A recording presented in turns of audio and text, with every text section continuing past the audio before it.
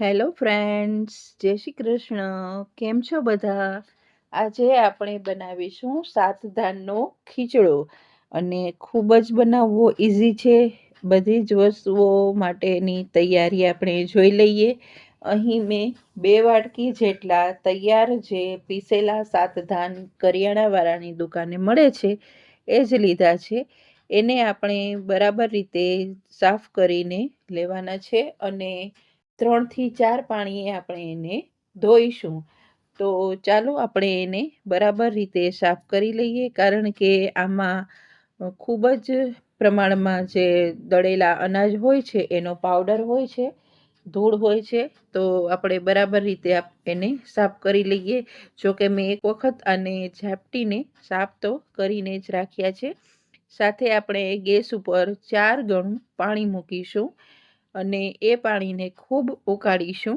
અહીં મેં જે 2 વાટકી નાની લીધી છે, સામે મેં 4 ગ્લાસ જેટલું પાણી લીધું છે અને એને આપણે ઉકાળવાનું છે. અને એ ઉકાળતા પાણીમાં આપણે આ ધોયેલા સાત ધાનનો ખીચડો આપણે ગરમ પાણીમાં પલાળીને 2 કલાક માટે રાખીશું અને ત્યારબાદ આપણે એને કુકરમાં પકાવીશું. તો તમે જોઈ શકો છો કે 2 થી 3 કલાક આપણે એને સરસ પલાળીશું તો આટલો સરસ સોફ્ટ જે અનાજ બધા હોય છે, કઠોળ હોય છે, એ બધું જ પલળી જતું હોય છે અને ઉકળતું પાણી હતું એટલે સરસ પલળી પણ ગયા છે. તો હવે આપણે શું કરીશું, ગેસ ઉપર કુકર મૂકીશું અને આ બધા જ પાણી સાથેનો જે સાત ધાનના બધા જ પલાળેલા છે એને આપણે કુકરમાં ઓળી દઈશું. આમાં બીજું કંઈ આપણે સાથે ઉમેરતા નથી, વઘાર પણ કરતા નથી, ખાલી નમક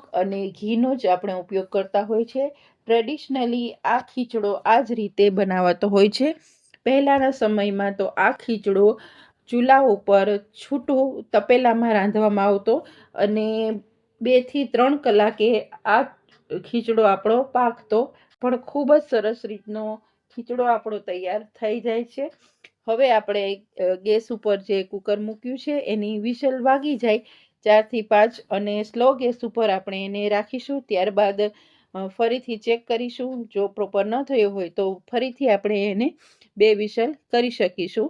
તો સરસ મજાનો મારો ખીચડો તો તૈયાર થઈ ગયો છે. તમે જોઈ શકો છો કે સરસ એકરસ આપણો ખીચડો તૈયાર થઈ ગયો છે. આમાં થોડું જ મેં ઘી ઉમેર્યું હતું. તો હવે આ ખીચડામાં એની સ્પેશિયાલિટી જે છે એ છે સિંગ તેલ. આ ખીચડો સિંગ તેલ સાથે ખૂબ સરસ લાગે છે. જો તમે ડુંગળી ખાતા હોય તો લીલી ડુંગળીનો ઉપયોગ પણ આ સાથે કરી શકો છો. સૂકી ડુંગળી સાથે પણ સારો લાગે છે, પણ મારે ત્યાં ડુંગળીનો ઉપયોગ થતો નથી, લસણ પણ નથી ખવાતું. તો હવે જે આપણે આ સાત ધાનના ખીચડા ઉપર સિંગ તેલ રેડ્યું છે એને સરસ મજાનું મિક્સ કરી લઈશું. પહોળા વાસણમાં ઠંડો કરીને આ ખીચડો ખવાતો હોય છે, ખૂબ સરસ લાગે છે ફ્રેન્ડ્સ. તો તમે મારી આ ખીચડાની રેસીપી કેવી લાગી એ મને કોમેન્ટમાં જરૂર જણાવજો અને તમે પણ ઘરે જરૂર બનાવજો. જે મકર સંક્રાંતિ ઉપર સ્પેશિયલી ખીચડો બનાવાતો હોય છે એની ટ્રેડિશનલી રીત મેં તમને આપી છે. તમે બીજી કઈ રીતે બનાવો છો એ પણ કોમેન્ટ બોક્સમાં મને જરૂરથી જણાવજો. મારા ખીચડાની રેસીપી છે એ મારા સાસુમાં અને મારા મમ્મીના વખતની બનાવવાની આપી છે.